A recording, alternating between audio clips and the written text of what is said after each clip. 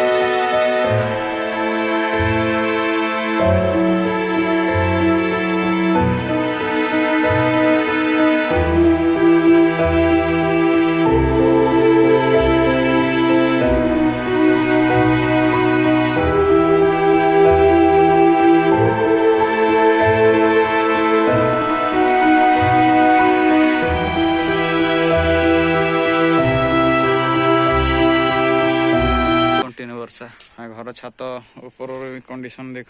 ऊपर जेहेतु है जोड़े नील लगी जाए वर्षा मसे हूँ। तो यहाँ आम पोखरी यहाँ सुखी जाइए एबटे आम जावासिया करूँ एबे किंतु एते पानी आधे जड़े लोक गले भी बुड़ीज ये आम नड़िया गछ जितक नड़िया सब